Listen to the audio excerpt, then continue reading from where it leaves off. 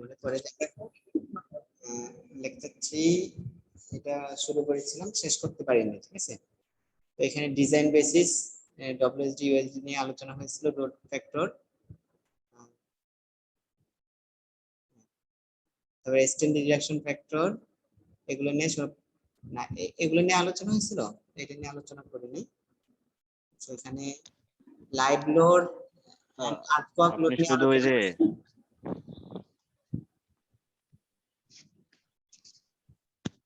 হ্যাঁ বলো। Service load design এই পর্যন্ত পড়েছিলেন। হ্যাঁ আচ্ছা, এটাও দেখানো হয়েছিল যে স্ট্রেন রিডাকশন ফ্যাক্টর, যে বিভিন্ন সেকশনের জন্য ভিন্ন ভিন্ন স্ট্রেন রিডাকশন ফ্যাক্টর আমাদের ধরতে হয়, এটা পরবর্তীতে বুঝতে পারবা। এখন হয়তো বা শুধুমাত্র ভ্যালুগুলো জেনে রাখো যে ফাইয়ের মান বিভিন্ন ধরনের হয়। আচ্ছা যাই হোক, এখন যেটা আমরা fundamental assumption of RC behaviour, এখন আরসি মানে রিইনফোর্সড কংক্রিট, আরসি মানে হচ্ছে যে রিইনফোর্সড কংক্রিট। এখন রিইনফোর্সড কংক্রিটের ফান্ডামেন্টাল যে বিহেভিয়ার বা এটা যে চরিত্র, এই চরিত্রটা আমরা দেখার চেষ্টা করব।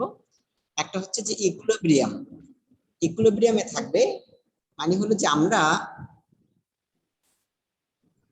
একটা বিম কনসিডার করতেছি, তো এই বিমের উপর থেকে লোড আসবে, নিচ থেকে লোড আসবে, বিভিন্ন দিক থেকে লোড আসবে, তাই না? তো যেদিক থেকে লোড আসুক না কেন,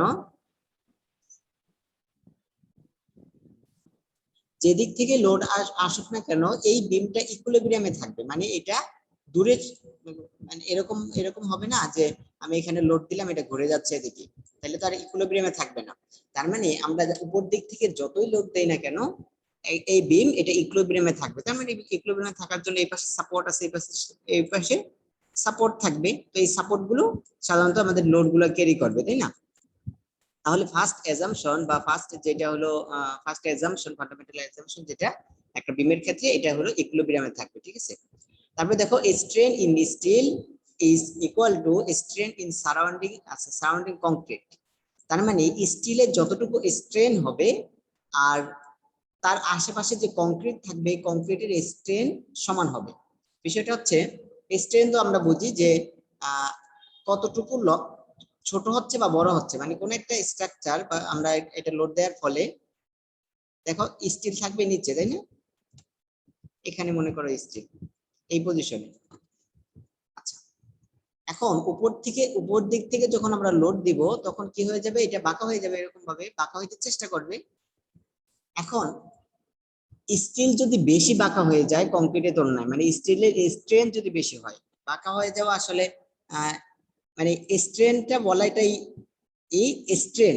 স্ট্রেন বলতে স্ট্রেন বিষয়টা তো বুঝো যে কতটুকু লম্বা হচ্ছে, মানে বিষয়টা হচ্ছে, আমি যদি আরেকটু বলি যে ধরো একটা সুতা বা একটা তারের উপর আমরা কোনো কিছু পুলি বা কিছু ওয়েট ঝুলায় রাখলাম, ঠিক আছে।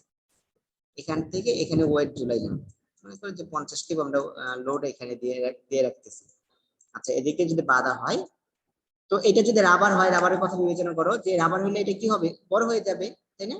তাহলে এটার আদি দৈর্ঘ্য যদি এল হয়, আর যতটুকু বড় হয়ে গেল, মনে করো যে এতটুকু বড় হয়ে গেল, ঠিক আছে।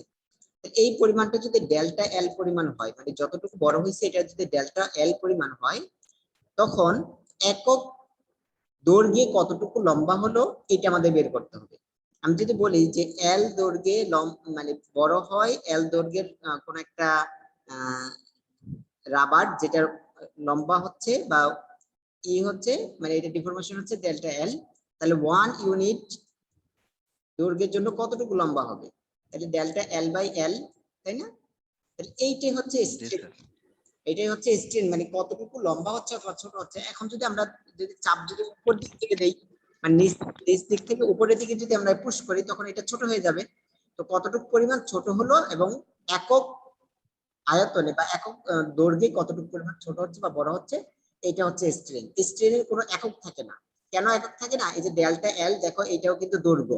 তার মানে এই দৈর্ঘ্য যদি আমরা ফিট দ্বারা প্রকাশ করি বা ইঞ্চ দ্বারা প্রকাশ করি, উপরে ফিট নিচেও ফিট, তাই না? এই যে এই লেন্থ, এটাও ফিট এটাও ফিট, অথবা এটা ইঞ্চ এটা ইঞ্চ, বা এটা মিটার এটা মিটার, দুটোটাই মিটার। তাহলে এই যে ফিট ফিট কাটা যাবে। আলটিমেটলি স্ট্রেনের কোনো একক থাকে না, এটা হচ্ছে একটা রেশিও, ঠিক আছে। তাহলে এখন দেখো স্টিলের স্ট্রেন, মানে এই যে স্টিল যতটুকু লম্বা হবে অথবা ছোট হবে, মানে এখানে আমরা যদি কি বলে লোড দেই, এখন দেখো স্টিল এবং কংক্রিট কিন্তু পরস্পর কি বন্ড, মানে পরস্পর এখানে তো একত্রে থাকে, তাই না? এটার অ্যাঙ্করেজ বা বন্ড থাকে, মানে পাশের যে কংক্রিট গুলো আছে এই কংক্রিটের সাথে স্টিলের কি, এটা তো স্টিল মানে এরকম মুভমেন্ট করে না, এটা তো একেবারে ফিক্সড হয়ে থাকে, তাই না? এখন যদি স্টিল বড় হয়ে যায়, কংক্রিটের তুলনায় বেশি হয়ে যায়, তখন কিন্তু এটা ফেলিওর ঘটবে। এই কারণে স্টিলের স্ট্রেন বা স্টিল যতটুকু বড় হবে কংক্রিট ঠিক ততটুকু বড় হবে, বা স্টিল যতটুকু ছোট হবে কংক্রিটে ঠিক ততটুকু ছোট হবে। তার মানে আমরা বলতে পারতেছি যে স্টিলের স্ট্রেন যতটুকু হবে কংক্রিটের স্ট্রেন ততটুকুই হবে। এটা আমাদের দ্বিতীয় নম্বরের অ্যাসাম্পশন। কংক্রিট মানে আরসি বিমের ক্ষেত্রে এই দ্বিতীয় নম্বর অ্যাসাম্পশন হচ্ছে যে স্টিল যতটুকু strain in steel is equal to strain in surrounding concrete. বিষয়টা বোঝা গেল যে স্টিল যেখানে থাকবে সেখানে স্টিলের স্ট্রেন যতটুকু হবে কংক্রিটের স্ট্রেনও ততটুকুই হবে। আচ্ছা, তারপরে দেখো plane cross section remain plane. Cross section বলতে এই যে এই বিমটা যদি আমরা এই বরাবর কোনো একটা সেকশন নিয়ে দেখি, ঠিক আছে, তো এই আমরা কি সেকশনটা কিভাবে দেখতে পাবো, যে সেকশন দেখতে পাবো মূলত এরকম যে একটা রেক্টেঙ্গুলার বিম, তো রেক্টেঙ্গুলার বিমের ভিতরে মধ্যে স্টিল থাকবে। আচ্ছা, স্টিলটা আমরা এখন আপাতত না দেখি, মানে বিষয়টা হচ্ছে যে রেক্টেঙ্গুলার একটা বিম ক্রস সেকশন দেখবো, তাই না? বিম তো আর এরকম লাইন ডায়াগ্রাম থাকবে না, মানে ভিতরের দিকেও এরকম ভাবে একটা ক্রস সেকশন বা এরকম বিমটা এরকম থাকবে। তো আমরা যদি এই সেকশনটা দেখি বা এদিকে কেটে যদি আমরা দেখি, মাঝ বরাবর কেটে যদি যে কোনো বরাবর দেখি, তখন আমরা এইটা দেখবো। তাহলে দেখো এই ক্রস সেকশন এটা কিন্তু প্লেন, মানে একেবারে সোজা। তো এখন বলা হচ্ছে যে আমরা লোড যতই দেই না কেন এই ক্রস সেকশনটা সেম থাকবে, মানে প্লেনই থাকবে।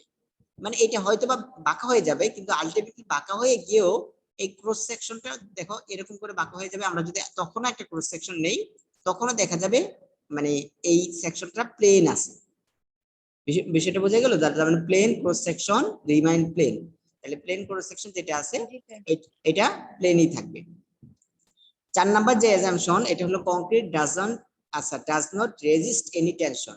আমরা এই মানে বিগত ক্লাসগুলোতে বারবার বলে আসতেছি যে কংক্রিট হলো সে কম্প্রেশন অনেক বেশি নিতে পারবে। তবে তুমি একটা কংক্রিট ব্লকের উপর যত বেশি চাপ দাও, তো সে অনেক বেশি পরিমাণ চাপ নিতে পারবে, কিন্তু এটা টেনশন নিতে পারবে না।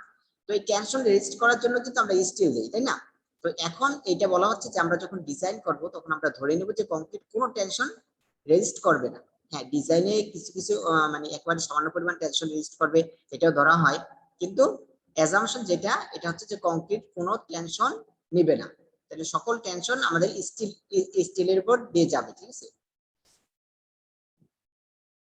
তার মানে আমরা জানি যে এক পাশে উপর দিক থেকে যখন লোড আসে তখন উপরের দিকে কম্প্রেশন হয় আর নিচের দিকে টেনশন হয়। তাহলে এই টেনশনটা রেজিস্ট করার জন্য মানে উপর দিক থেকে যদি লোড দেই তখন এটা তো এরকম বেঁকে যাবে। তো এই যে নিচের দিকে এটা হবে টেনশন হবে, মানে এদিকে টান খাবে, আর উপরের দিকে যে বিমটা থাকবে উপরের অংশটুকু এটা হবে কম্প্রেশন, মানে এটা হলো চাপ খাবে, চাপ অনুভব করবে।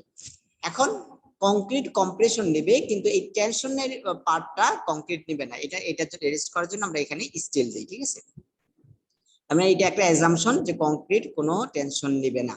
আচ্ছা, the theory is based on the actual stress strain relationship of the of concrete and steel or some simplified equivalent. এখন যেটা বলা হচ্ছে যে আমরা যে কংক্রিটের আরসি বিমের জন্য যে থিওরি আমরা ডেভেলপ করব, এটা হচ্ছে যে অ্যাকচুয়াল স্ট্রেস স্ট্রেন রিলেশনশিপ আমরা যেটা দেখেছিলাম, যে স্ট্রেস ভার্সেস স্ট্রেন আমরা যে গ্রাফ দেখেছিলাম, তাহলে স্ট্রেস ভার্সেস স্ট্রেন আমরা গ্রাফ কিরকম দেখেছিলাম, যে শূন্য থেকে শুরু হয়ে তারপরে এদিকে একটা ম্যাক্সিমাম পয়েন্টে গিয়ে আবার ভেঙে যায়।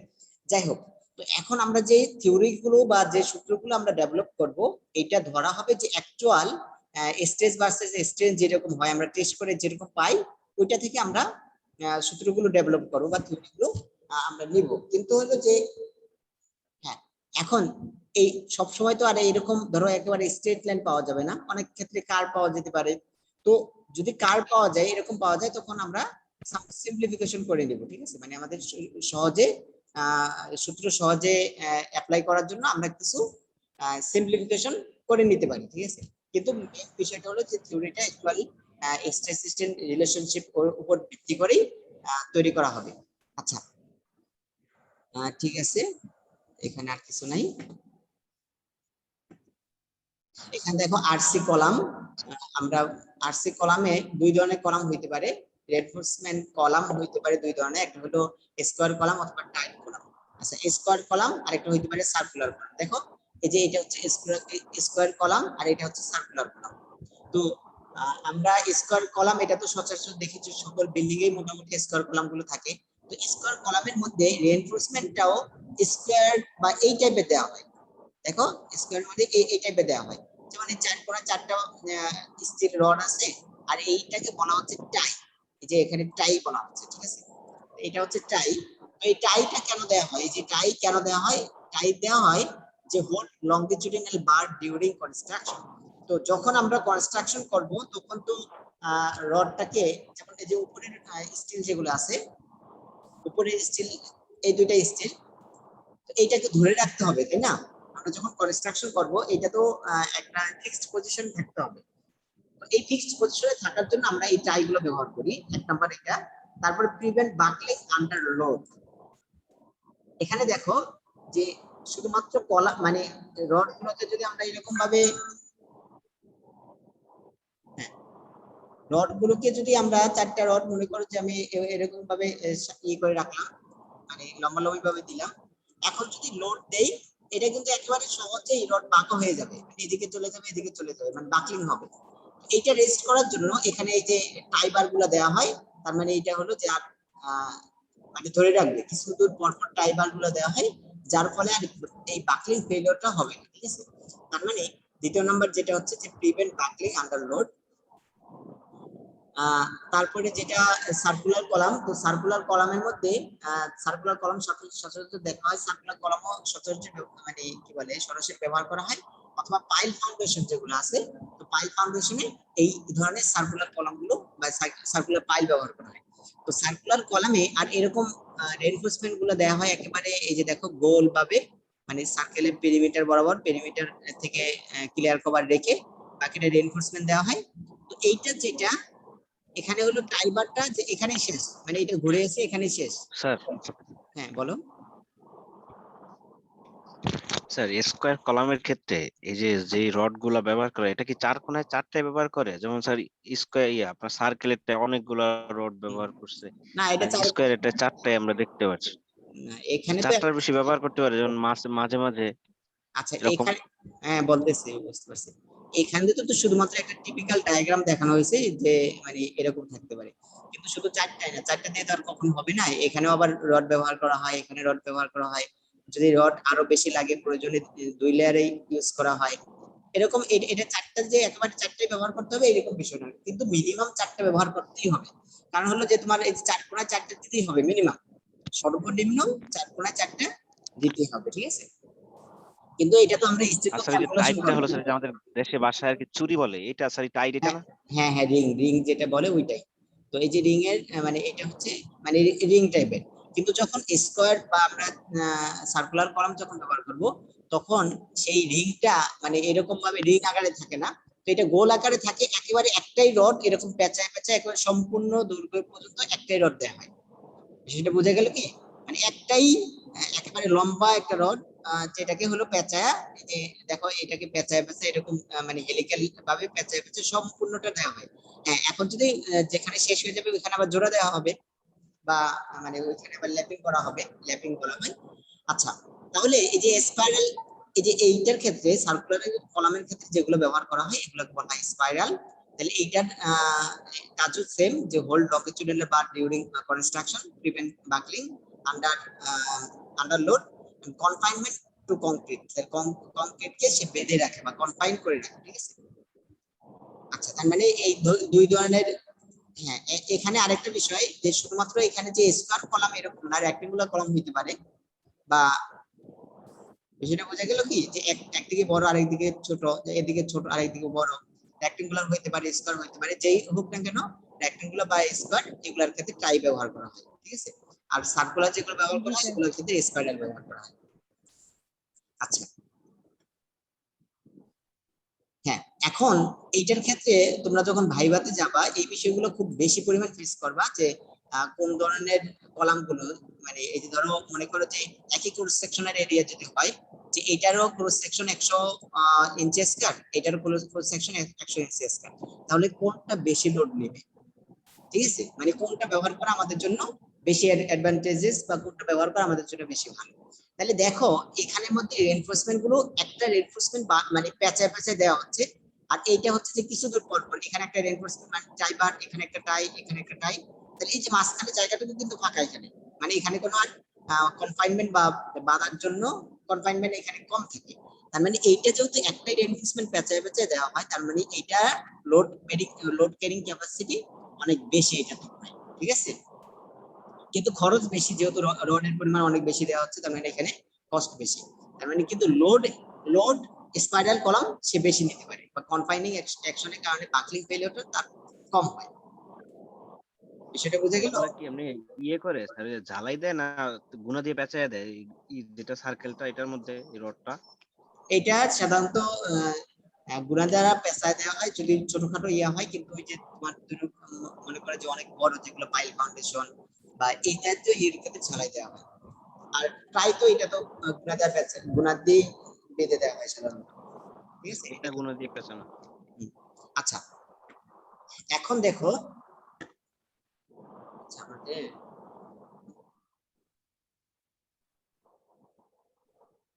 ঠিক আছে, এখন আমরা কিছু ইকুয়েশন দেখার চেষ্টা করব। Because of compression, strain in concrete is আচ্ছা at any given load is equal to the compression, আচ্ছা compression strain in steel। তাহলে যে কথাটা আমরা অ্যাজাম্পশন অনুযায়ী বলে আসছিলাম যে কংক্রিটের মানে কোন একটা পজিশনে যেখানে কংক্রিট এবং স্টিল একত্রে আছে সেখানে কংক্রিটের স্ট্রেন এবং স্টিলের স্ট্রেন সমান হবে। তাহলে এই যে দেখো এটা হলো কংক্রিটের স্ট্রেন এপসাইলন সি, আর এটা হলো স্টিলের স্ট্রেন এপসাইলন এস। তাহলে এপসাইলন সি এবং এপসাইলন এস এটা সমান। বিষয়টা বোঝা গেল কি? আর আমরা 19 বা ইন্টারমিডিয়েট হুকস ল নামে একটা বিষয় পড়েছিলাম যে strain versus strain is proportional two stress is proportional two strain, মানে হলো যে স্ট্রেস তো আমরা জানি। আমি আবার একটু ফিগারটা আঁকি। আচ্ছা, কার যেন সাউন্ড হচ্ছে, একটু চেষ্টা করি।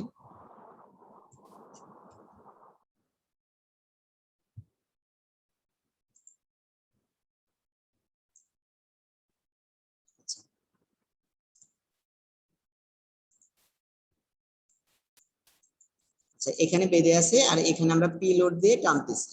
তো এইটার ক্রস সেকশনাল এরিয়া যদি মানে ক্রস সেকশন বলতে এটা তো আর এরকম লাইন ডায়াগ্রাম থাকবে না, এরকম থাকবে এরকম।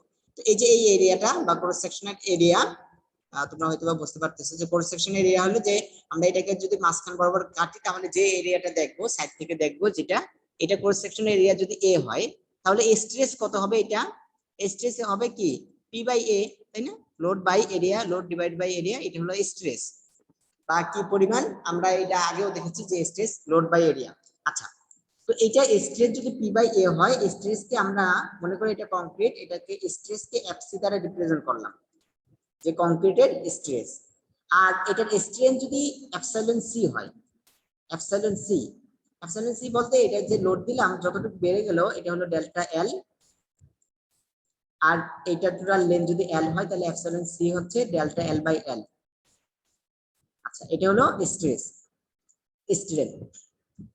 হুকস ল যেটা বলে, হুকস ল বলে যে stress is proportional two strain, মানে হলো স্ট্রেস স্ট্রেনের সমানুপাতিক। তার মানে আমরা এইভাবে লিখতে পারি যে এফসি ইজ সমানুপাতিক এপসাইলন সি, এটা লেখা যায় না?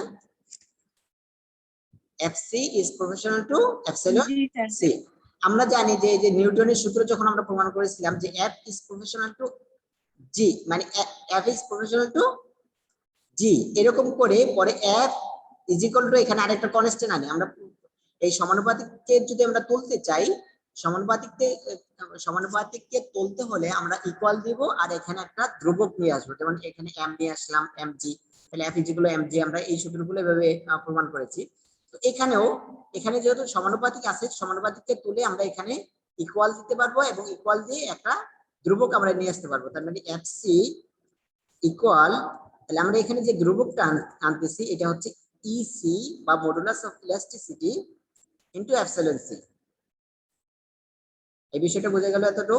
তাহলে আমরা এখানে epsilon C is equal to কি লিখতে পারি? Epsilon C is equal to লিখতে পারি FC divide by EC, EC ভাগ আকারে নিয়ে যাই, তাহলে এফসি ডিভাইড বাই ইসি। তাহলে এটা কিন্তু হুকস ল থেকে মূলত আসছে, এই epsilon C is equal to stress divide by modulus of elasticity. এই দেখো এখানে এটাই লেখা হয়েছে epsilon C is equal to FC divide by EC. এটা হলো কংক্রিটের মডুলাস মানে কংক্রিটের স্ট্রেন, এটা এফসি ডিভাইড বাই ইসি। স্টিলের স্ট্রেন তাহলে কি হবে? FS divide by ES. তার মানে স্টিলের stress divide by modulus of elasticity. ওই একই ভাবে এখানে হবে FS is proportional to epsilon s, তারপরে epsilon s is equal to মানে epsilon s is equal to epsilon es epsilon s, মানে হলো যে এই বিষয়টা আসবে। এখন দেখো আমরা যেহেতু অ্যাজাম্পশন অনুযায়ী ইসি এবং ইএস সমান আমরা এটা জানি, তাহলে আমরা এইটাই মানে এইটা ইকুয়াল এটা আমরা লিখতে পারি, তাই না? এইটা যে ইকুয়াল লেখছে এটা কি বুঝতে পারলাম? এটা না বোঝার কিছু নাই আসলে, যে আমরা কংক্রিটের স্ট্রেন এবং কংক্রিটের স্ট্রেস, স্টিলের স্ট্রেন এই দুইটা সমান হবে। কংক্রিটের স্ট্রেন তাহলে কত হবে মানে stress versus modulus of elasticity, এটা থেকে একটা রিলেশন আমরা এই দুইটা সমান করলাম। এখন দেখো এই দুইটা থেকে আমরা এইটা এবং এইটা, যেহেতু এইটা সবগুলাই সমান, তার মানে আমরা লিখতে পারি যে FC divide by EC is equal to fs divided by es। আচ্ছা, তার মানে এখান থেকে যদি আমরা fs টা লিখি, fs তাহলে কি হয়ে যাবে? es টা এই পাশে গুণ হয়ে যাবে, তাহলে আমরা লিখতে পারি যে es divided by ec into fc। ঠিক আছে, এটা লেখা ঠিক আছে আমাদের। দেখো fs টাকে আমরা এক পাশে রাখলাম আর es টাকে এই পাশে নিয়ে গেলাম, তাহলে es divide by ec into fc। জি স্যার ঠিক আছে।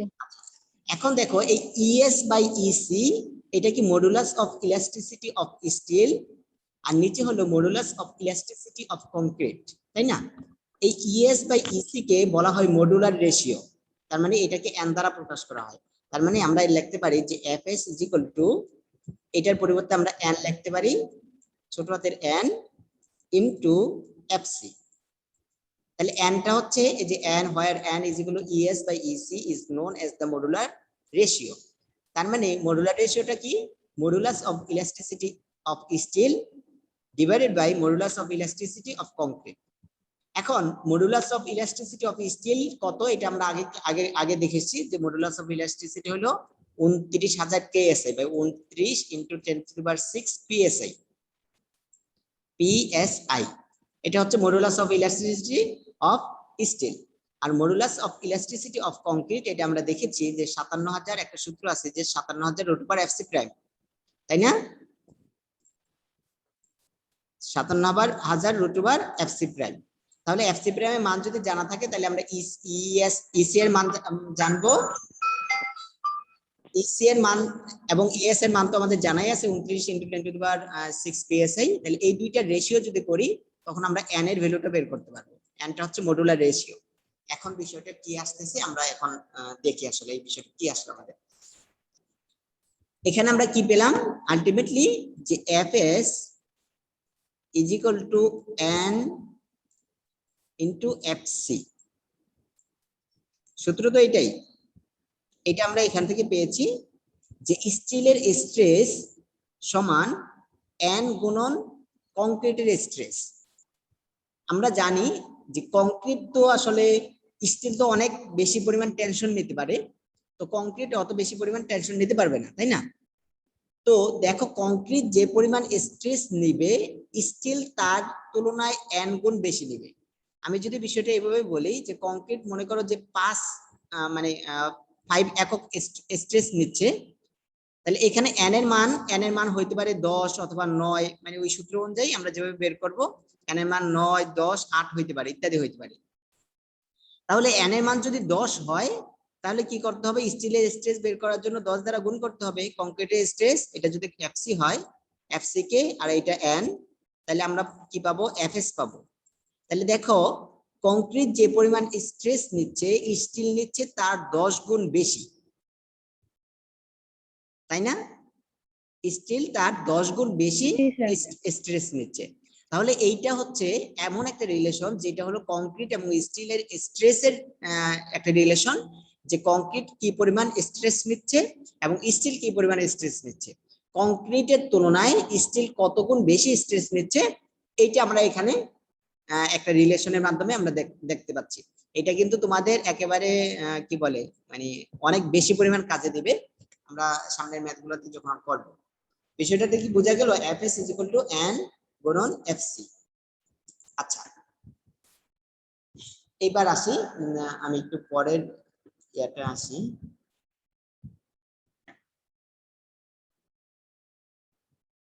সেটা থেকে একটা ফিগার বাদ গেল আমাদের। আচ্ছা, এসি,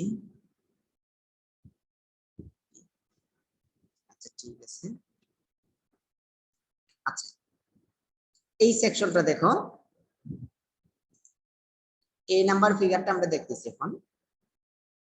তো এইটা হচ্ছে একটা কংক্রিটের এটা হইতে পারে তোমার কি বলে কলাম হইতে পারে অথবা বিম হইতে পারে, যাই হোক। তো আমরা কলামের ক্ষেত্রে বিবেচনা করি, এটা একটা কলাম। তো কলামের এরকম কলাম থাকবে, তো এটার তো ক্রস সেকশন,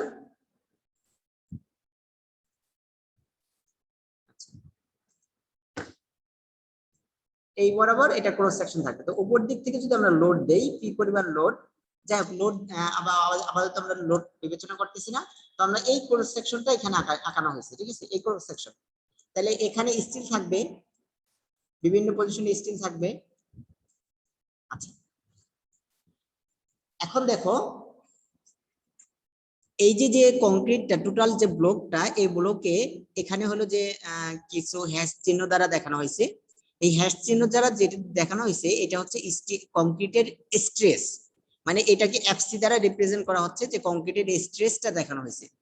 এখন আমরা যেটা বের করব যে এটা কি পরিমাণ লোড ক্যারি করতে পারবে, এই কংক্রিট এবং স্টিল যেটা আছে, কংক্রিট এবং স্টিল টোটাল মিলে কতটুকু পরিমাণ লোড সে নিতে পারবে। এখন দেখো এখানে কংক্রিটের যে এরিয়া, টোটাল যে এরিয়া, এই এরিয়াকে বলা হচ্ছে এজি বা gross area, AG gross area. স্টিলের যে এরিয়া, তার মানে এখানে স্টিল আছে কয়টা, 1 2 3 4 5 6টা, তাই না? স্টিলের টোটাল এরিয়াকে এএস দ্বারা রিপ্রেজেন্ট করা হচ্ছে, এএসটি, স্টিলের এরিয়া এএসটি। বিষয়টা বোঝা গেল কি, কংক্রিটের এরিয়াকে বা টোটাল যে এরিয়া এটা হচ্ছে গ্রোস এরিয়া এজি, স্টিলের এরিয়া এএসটি। তাহলে এখানে অর্ধেক পরিমাণ স্টিল আছে, তার মানে এখানে আমরা কি করব, এএসটি বাই 2। আবার অনুরূপভাবে এখানেও অর্ধেক পরিমাণ স্টিল আছে, এখানেও আমরা এএসটি বাই 2 লিখতে পারি। আচ্ছা, এখন দেখো স্টিল গুলাকে যদি আমরা বাদ দিয়ে দেই, স্টিল গুলা যদি আমরা এখান থেকে আলাদাভাবে ক্যালকুলেশন করি, তাহলে তখন কি হবে, এখানে কি ফাঁকা জায়গা থাকবে না? স্টিল গুলাকে আমরা আলাদাভাবে ক্যালকুলেশন করতেছি, স্টিল গুলো আমরা ভিন্নভাবে যদি নিয়ে যাই, তখন এই কংক্রিটের মাঝখানে এখানে ফাঁকা জায়গা আমাদের রাখতে হবে। এখন আমরা এটা দুইটা প্রসিডিউরে সলিউশন করি, একটা হচ্ছে যে অ্যাকচুয়াল সেকশনটা ধরে আমরা ডিজাইন করি, আরেকটা হচ্ছে যে এই যে ফাঁকা জায়গা থাকতেছে স্টিলের কারণে, স্টিল সরায় নিলাম, এই কারণে যে ফাঁকা জায়গা থাকতেছে একেবারে এটার এরিয়াটা যেহেতু একেবারে কম, মানে একেবারে ছোট, যার কারণে আমরা এটা ফাঁকা জায়গা না ধরে যে টোটালটাকেই আমরা মনে করি যে টোটালটাই কংক্রিট আছে। বিষয়টা কি বোঝা গেল, যে টোটাল এরিয়া জুড়ে যদি কংক্রিট থাকে, টোটাল এরিয়া জুড়ে কংক্রিট ধরে আমরা একবার ডিজাইন মানে একটা সূত্র প্রমাণ করা, আরেকটা প্রমাণ যে এখানে যে ফাঁকা জায়গা আছে, মানে অ্যাকচুয়াল যা আছে তাই ধরে প্রমাণ করা। যাই হোক, এখানে দুইটা বিষয়, আমি দুইটা বিষয়ের ক্ষেত্রে বলতেছি। এখন আমরা কি বের করব? লোড বের করব। আচ্ছা, তো দেখো আমরা এফসি ইজ ইকুয়াল টু জানি কি, মানে stress is equal to P divide by area, মানে লোড ডিভাইড বাই এরিয়া, তাই তো? এখন এই কংক্রিট কতটুকু লোড নিবে, মানে তাহলে আমরা এই যে স্টিল বাদ দিয়ে সবটাকেই আমরা কংক্রিট ধরে নিচ্ছি, কংক্রিটের এরিয়া, কংক্রিট কতটুকু লোড নেবে। তাহলে কংক্রিটের স্ট্রেস তো আমরা জানি এফসি, আর এরিয়াটা হবে কি, এই টোটাল এরিয়াটা ধরে আমরা হিসাবে সহজার্থে আমরা টোটাল এরিয়াটা ধরে ক্যালকুলেশন করি। তার মানে টোটাল এরিয়াটা বলা হচ্ছে যে এজি বা গ্রোস এরিয়া। তাহলে কংক্রিট মানে যে পরিমাণ লোড নেবে এটাকে কংক্রিটের লোড বলতেছি, পিসি বলতেছি। তাহলে পিসি ইজ ইকুয়াল টু কি, এটা হলো শুধুমাত্র কংক্রিট যতটুকু লোড নেবে, PC is equal to FC into AG. এটা ঠিক আছে? এতটুকু লোড নেবে হলো কংক্রিট, ঠিক আছে? আমরা একেবারে গ্রোস এরিয়াটা ধরে হিসাব করতেছি। আমি আবার বলতেছি, যখন আমরা স্টিলকে আলাদা হিসাব করব তখন কিন্তু এই যে স্টিলের যতটুকু এরিয়া বা একেবারে সামান্য পরিমাণ এরিয়া, এই এরিয়াটা কিন্তু কংক্রিটের জন্য বেশি আমরা হিসাব করে নিচ্ছি, হিসাবের সুবিধার্থে, ক্যালকুলেশনের সুবিধার্থে। আচ্ছা, তাহলে এখানে পিসি আমরা পেলাম, মানে কংক্রিট যতটুকু পরিমাণ লোড ক্যারি করবে সেটা হচ্ছে এফসি ইনটু এজি। ওকে, আচ্ছা, তারপরে স্টিল কতটুকু এরিয়া নিবে? তাহলে স্টিলের জন্য আমরা জানি কি, FS is equal to load divide by area, মানে আমরা stress is equal to load divide by area. তাহলে এখানে এফএস স্টিলের এরিয়াটা কত? স্টিলের এরিয়া হচ্ছে এএসটি। আমরা স্টিলের এরিয়াকে, মানে এখানে যে স্টিল আছে তিনটা, এখানে তিনটা, টোটাল এরিয়াটা হচ্ছে এএসটি দ্বারা আমরা রিপ্রেজেন্ট করতেছি। টোটাল স্টিলের এরিয়া হচ্ছে এএসটি। তাহলে আমরা এখানে এ এর পরিবর্তে এএসটি দেই, যে এটা হচ্ছে স্টিলের এরিয়া। আর এখানে যে লোড যেটা নেবে এটা হলো পিএস দ্বারা রিপ্রেজেন্ট করতেছি স্টিল কতটুকু লোড নেবে। একবার আমরা করতেছি কংক্রিট কতটুকু লোড নেবে, আরেকবার করতেছি স্টিল কতটুকু লোড নেবে। তাহলে স্টিল কতটুকু লোড নিচ্ছে, এখানে দেখো PS is equal two FS গুণন এএসটি, ঠিক আছে? এতটুকু লোড নিচ্ছে হচ্ছে স্টিল। তাহলে এই কোর্স সেকশনে তো স্টিল আর কংক্রিটেই আছে, তার মানে কংক্রিট নিচ্ছে এতটুকু লোড আর স্টিল নিচ্ছে এতটুকু লোড। তাহলে আমাদের টোটাল লোড কতটুকু নিবে? টোটাল লোড কি করে দিতে হবে? যোগ করে দিতে হবে। বোঝা গেল কি? জি স্যার। তাহলে টোটাল যে পরিমাণ লোড নেবে ওটাকে যদি আমরা পি দ্বারা রিপ্রেজেন্ট করি, পি ইজ ইকুয়াল টু, তাহলে কংক্রিট যে পরিমাণ লোড নিচ্ছে পিসি প্লাস স্টিল যে পরিমাণ লোড নিচ্ছে এটা হলো পিএস। তাহলে মানগুলো আমরা বসায় দিই। পিসি ইজ ইকুয়াল টু, দেখো আমরা এখানে বের করছি FC into AG, sorry FC AG plus, আচ্ছা, আর পিএস নিচ্ছে কত? এফএস এএসটি,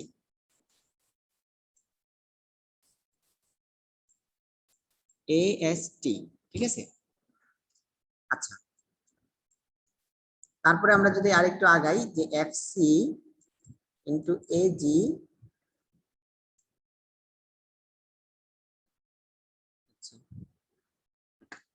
প্লাস, এখানে এফএস এর পরিবর্তে আমরা কতটুকু দিতে পারি? এফএস ইজ ইকুয়াল টু, আমরা কিন্তু একটা ইকুয়েশন জানি, FS is equal two NFC, তাই না? যেটা আমরা একটু আগে বের করেছি গত পৃষ্ঠায়, এনএফসি ইনটু এএসটি। আচ্ছা, যাই হোক, তোমাদের সূত্রে যেটা, এই যে এজি যেটা বলতেছি যে এটা তো কংক্রিট লোড নেবে, তার মানে এটাকে এসি দ্বারা রিপ্রেজেন্ট করা হচ্ছে, মানে কংক্রিট যতটুকু কংক্রিটের এরিয়া, তো হিসেবে সুবিধার্থে টোটাল এরিয়াটা নেওয়া হবে। আচ্ছা, যাই হোক, এসি এখানে যেটা রিপ্রেজেন্ট করতেছি আমরা ওইটাই লিখলাম এসি, এটা কিন্তু এসি, ঠিক আছে? আচ্ছা, তাহলে এখানে দেখো এফসি আছে, এখানেও এফসি আছে, এফসি আমরা কমন নেই, তাহলে এফসি যদি কমন নেই তাহলে এখানে থাকতেছে এসি, এখানে থাকে এসি প্লাস এখানে থাকে এন এবং এএসটি, তাহলে এন এএসটি। তাহলে এইটা কিন্তু আমাদের, এটা কি কি আসলো, যে P total load, total load is equal to F C into AC plus N into ST, এই যে